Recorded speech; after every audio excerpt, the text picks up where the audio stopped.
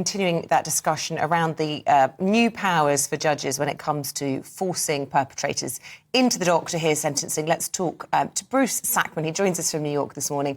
He's the author and a specialist in medical serial killers. Good morning to you. Welcome back to the programme. We spoke to you just after all of this story broke a couple of weeks ago here in the UK. Are you pleased to hear that we are strengthening those laws to force perpetrators into the dock?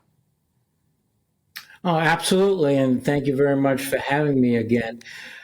I must say I have to somewhat disagree with your prior guest, a very distinguished police detective, because I don't think it would be a good idea to have a defendant bound and gagged and dragged into a court for sentencing.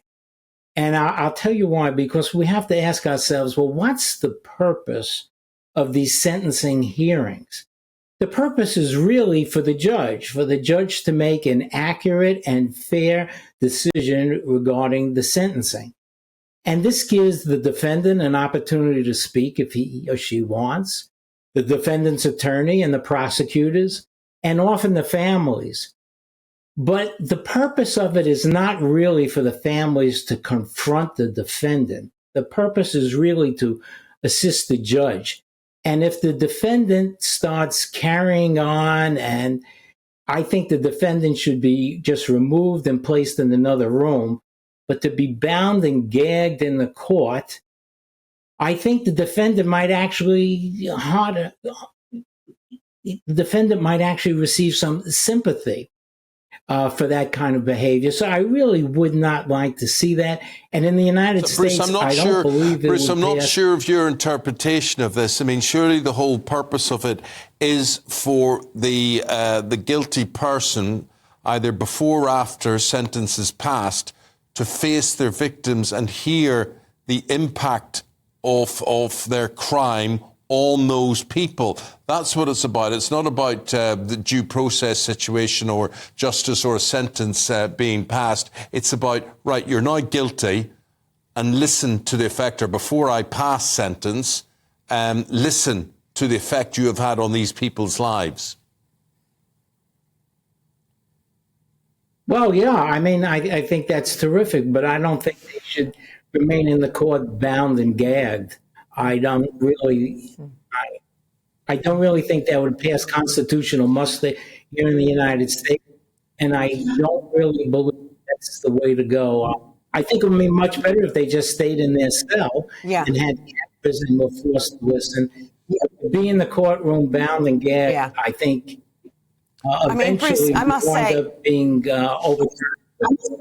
Yeah, I mean, the bound and gag thing was a comment, obviously, from our previous guest. I think that's unlikely to happen because this will still be at the discretion of the judge. And the judge, perhaps, I mean, those powers actually do exist under existing legislation. It's just being made clearer in law for them to be able to force them with due force into the dock. I think someone who's murdered a child or murdered someone and not told the family where the body is, I think they deserve to be handcuffed and gagged, and I don't think you'll have many people who would object to that or feel any sympathy for the accused. Yeah. Well, what I was going to say was that the judge's discretion might feel, sorry, just to finish my point, might feel that it would cause, for example, more harm to the victims themselves. If you've got a guilty person who's in the dock, being disruptive, apparently not caring. I mean, clearly they're not normal people if they've committed multiple murders. They've got nothing to lose. They've already got a whole life sentence. Actually, maybe the judge thinks it's better off for those families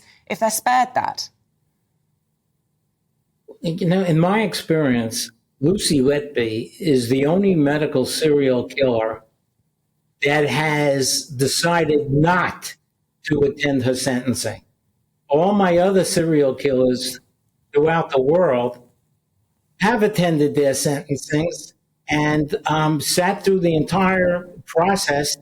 And some of them kind of wish it lasted longer than it did because they continued to receive newspaper coverage and they continue to receive attention. So Lucy Letby is the only medical serial killer that I'm aware of that did not sit through the sentencing. Now, keep in mind, there have been at least 2 female medical serial killers that were convicted and their convictions were overturned in the Court of Appeals. Right? There was one female medical serial killer in the Netherlands, Lucy LeBurk. Lucy LeBurk was convicted of murdering a number of people, and that was overturned. In Italy, there is a nurse by the name of Daniela Pagliatti. Daniela Pagliatti was accused of killing maybe 30 people. She was actually convicted, and her sentence was overturned in appeal. So, we have to be very, very careful here. And we have to keep our hearings as civil and professional as possible, because you never know what's going to happen.